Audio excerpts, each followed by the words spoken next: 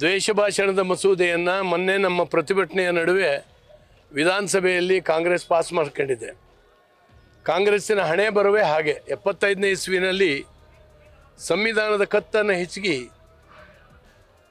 ಜನರಿಗೆ ಸಂವಿಧಾನ ಕೊಟ್ಟಂಥ ಎಲ್ಲ ಹಕ್ಕುಗಳನ್ನು ಕಸ್ತಿತ್ತು. ದ್ವೇಷ ಭಾಷಣದ ಬಿಲ್ಲಿನ ಹೆಸರಿನಲ್ಲಿ ಅಭಿವ್ಯಕ್ತಿ ಸ್ವಾತಂತ್ರ್ಯವನ್ನು ಏನು ಸಂವಿಧಾನ 1901ನಲ್ಲಿ ಕೊಟ್ಟಿತ್ತು ಅದನ್ನು ಕಸಿಯುವಂಥ ಪ್ರಯತ್ನ ಆಗಿದೆ. ಅಂಬೇಡ್ಕರ್ ಅವರಿಗೆ ಸಂವಿಧಾನದಲ್ಲಿ ತನ್ನ ಆಶಯವನ್ನು ವ್ಯಕ್ತಪಡಿಸಿರ್ತಕ್ಕಂಥ ಅಂಬೇಡ್ಕರ್ ಅವರಿಗೆ ನಿಜವಾಗಲೂ ಕೂಡ ಕಾಂಗ್ರೆಸ್ ಅಪಮಾನ ಮಾಡಿದೆ. ಯಾಕಂದರೆ ಪ್ರಜಾಪ್ರಭುತ್ವದಲ್ಲಿ ಟೀಕೆ ಮಾಡುವ, ವ್ಯವಸ್ಥೆಯನ್ನು ಪ್ರಶ್ನೆ ಮಾಡುವ ಎಲ್ಲ ಹಕ್ಕುಗಳು ಇರಬೇಕಾಗ್ತದೆ. ಅದು ಪ್ರಜಾಪ್ರಭುತ್ವದ ಸೌಂದರ್ಯ. ಅದನ್ನು ಕಸಿದು ದ್ವೇಷ ಸಾಧಿಸುವಂಥ, ತನಗಾಗದಿದ್ದವ್ರು ಯಾರು ಕೂಡ ಪ್ರಶ್ನೆ ಮಾಡಬಾರ್ದು, ಮಾತಾಡಬಾರ್ದು. ಮತ್ತು ಒಂದು ಕಾನೂನು ಯಾತಕ್ಕಾಗಿ ಮಾಡಿದ್ದಾರೆ, ಯಾವ ಅಪರಾಧವನ್ನು ನಾನು ಮಾಡಬಾರ್ದು ಅನ್ನುವಂಥ ಸರಿಯಾದಂಥ ಮಾಹಿತಿ ಇರಬೇಕಾಗ್ತದೆ. ಈ ಕಾಯ್ದೆಯಲ್ಲಿ ಏನೂ ಇಲ್ಲ.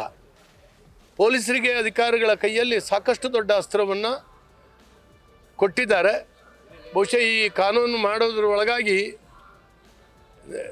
ನ್ಯಾಯವಾದಿಗಳನ್ನು, ಕಾನೂನು ತಜ್ಞರನ್ನು ಸಂಪರ್ಕಿಸುವ ಪ್ರಯತ್ನವನ್ನೇ ಮಾಡದೇನೆ ತನ್ನ ಮೂಗಿನ ನೇರಕ್ಕೆ ಒಂದು ಕಾಯ್ದೆಯನ್ನು ಮಾಡಿದೆ. ಇದನ್ನು ಎಲ್ಲರೂ ಕೂಡ ವಿರೋಧಿಸಬೇಕು. ಪ್ರಜಾಸತ್ತಾತ್ಮಕ ವಿರೋಧಿ